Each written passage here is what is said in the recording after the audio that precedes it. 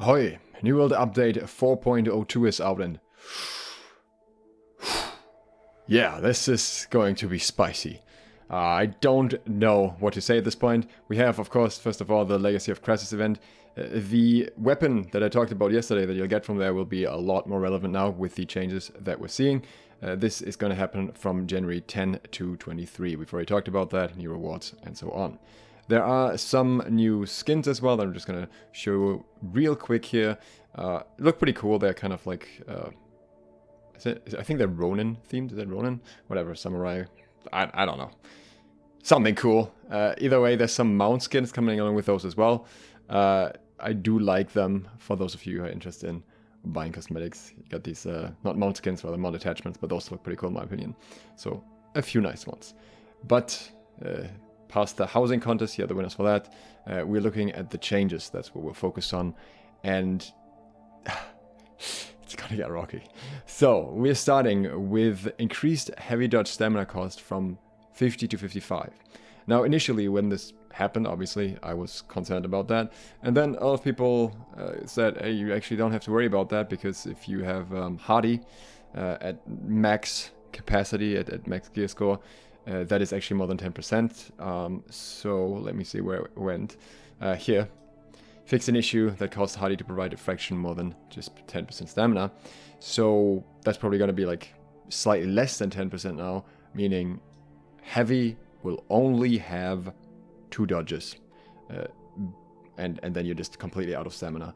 And sure, there will be ways around it. There are ways around it. Like, for example, you can run the Regeneration Serum, which will regenerate stamina very frequently and will give you a dodge relatively quickly compared to waiting for stamina to regenerate.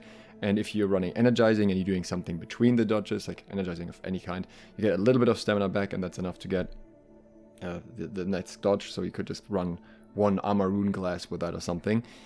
But those situations aren't always a given. There are situations where you need to double dodge, and that's where this is really going to hurt. And I think this will affect a lot of the heavy playstyle in general. And personally, I believe that this will lead to a lot of people switching back to medium, which also comes with further problems, which are not addressed in this patch, in my opinion. Namely, that medium was nerfed. So if we now go back to the meta of like pre-season 3, pre-expansion, where most people are in medium, few tanks are in heavy, a lot of players are in light, then this same situation as before would no longer be the case, because medium is nerfed compared to then because of the dodge roll cost, and light is slightly buffed even because the punish for getting hit is shorter. If you get hit and you can get the full dodge range or the full animation, whatever, it was quicker again. So light is actually stronger than it was then, and now heavy is getting nerfed, and the expectation is that that shapes a medium meta somehow, or like a balanced meta. Whereas at the moment, my prediction is that we're just going to move way towards a light meta. There's still not much of a reason to be in medium compared to light, in my opinion. But rather, like, you just go all the way in many situations. Of course, there are outliers, there was. But outside of that, this is going to be kind of an awkward period where we're kind of going back to something that I thought they wanted to avoid going back to. We'll see if it plays out that way. What is worth keeping in mind with that is that if we're going back to medium on bruisers especially, if that happens, then they will very likely be running 300 con, because you can kind of get away with more con in medium because you're doing a bit more damage. And that will result in the Great Axe from the event that's up here being best in slot, because it's thwarting strikes, which is worth it if you have 300 con, and then you have enfeebling Maelstrom on there. So I mentioned yesterday that it was kind of good, and with this change it may actually be very good, at least for war builds. Depends. We'll see if it's how it plays out. Maybe the ways of regenerating stamina are enough for people to stay heavy. They say, okay, we just rely on regeneration serums, on hard engages, we rely on energizing or whatever.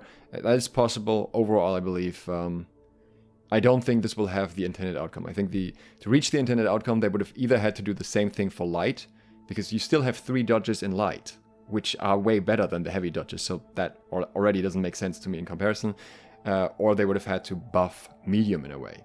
I don't think that the heavy nerf here is going to solve this. Because medium wasn't inherently... Like, the reason people moved off medium wasn't because heavy was so broken all of a sudden, but rather because medium was so bad all of a sudden because of the dodge nerf. So, yeah, I don't think that this is gonna make things better in terms of the overall balance, but we'll see.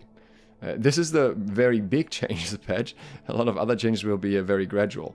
But before that, we have one that is extremely concerning, which is the bow change here. Increase the bow damage in PvE modes by 2.8% and then reduce back down to where it was in PvP to compensate. This is what is already happening on various ranged weapons, and this is exactly what I talked about recently, why Boltcaster is so strong, why many other weapons are kind of stronger than they should be, because this elemental split are not affected by this reduction, because it's always tied, or the abilities aren't either if they have specific elemental types, because it's always tied to the weapon's base damage type.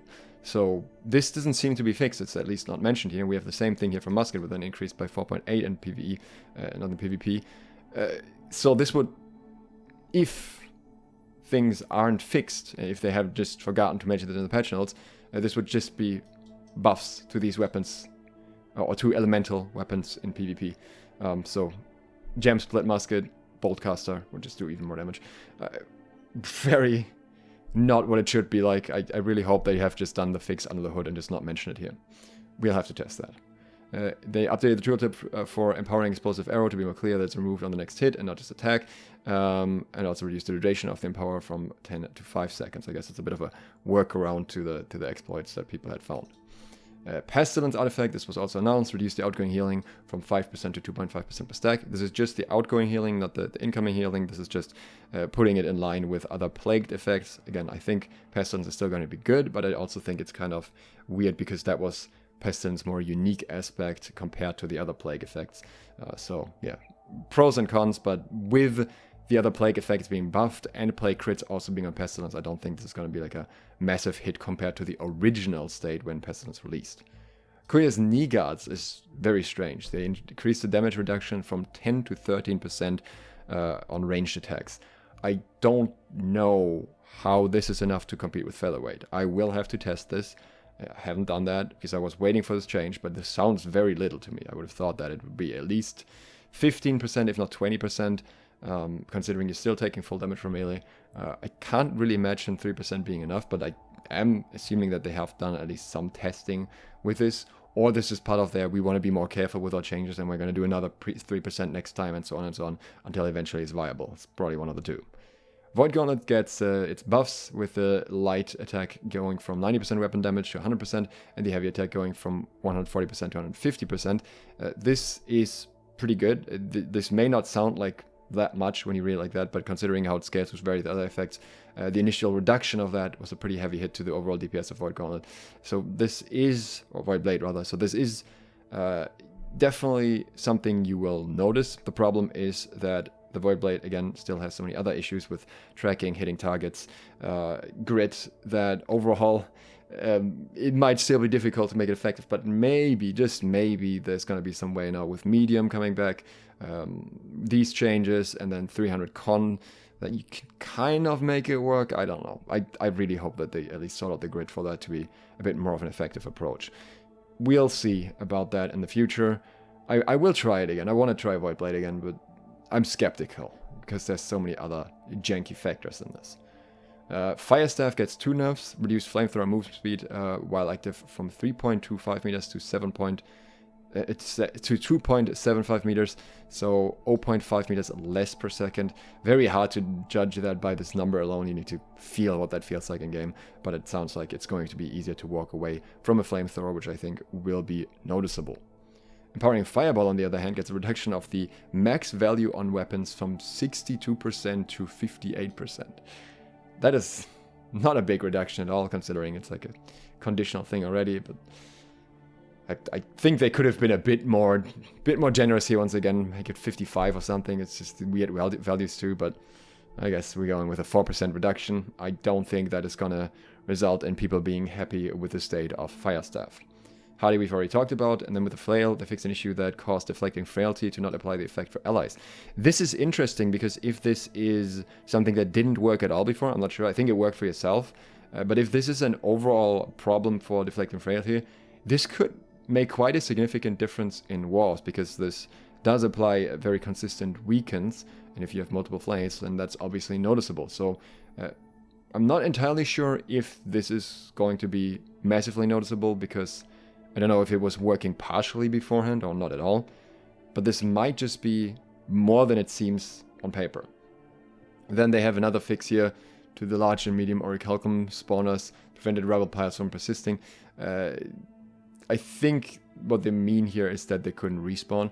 I'm guessing at least, otherwise this is a bit weirdly worded, but either way, we'll have to find out. We'll have to wait and see. Camps made by raid groups cannot be used by anyone, not just played in the group. Winter Convergence has come to a close, of course, finally, that's over. And then we've got quite a couple of fixes here to the Glacial Tarn, especially with Milosh and the Glacial Tarn didn't drop loot, for example. But generally, think just minor things, except for a rare server crash here, some progression as well. But yeah. There's also another Syndicate thing here that some people had problems with, an issue that prevented players with Syndicate faction quests achievements from rejoining the Syndicate after switching to another faction. So, overall, I don't really know where this patch is gonna go, because, again, especially with a heavy change, we are in a very weird situation when it comes to many things. I don't really know what to make of that, and then this along with it, so... for now, if they haven't fixed this properly, then for now, to me, it feels like everyone's just going to run Boltcaster. Easy to get, super, super strong, heavy not worth that much anyways. So why would you not, you know? Like, this is your chance to join the full Bo PR. Maybe. But that's my feeling at the moment, and we'll have to find out if that's actually what comes true. Often there are unexpected findings that actually make the meta go in a completely different direction from what we're expecting. But we'll find out. For now, thank you very much for watching. If you'd like to support me further, first of all, you can subscribe, click the like button. You can also go on my Patreon, where I post early trading tips if you're interested in that, and you can also join the Patreon Discord from there. Thanks to all of my patrons, where I do exactly that. Sloth, out.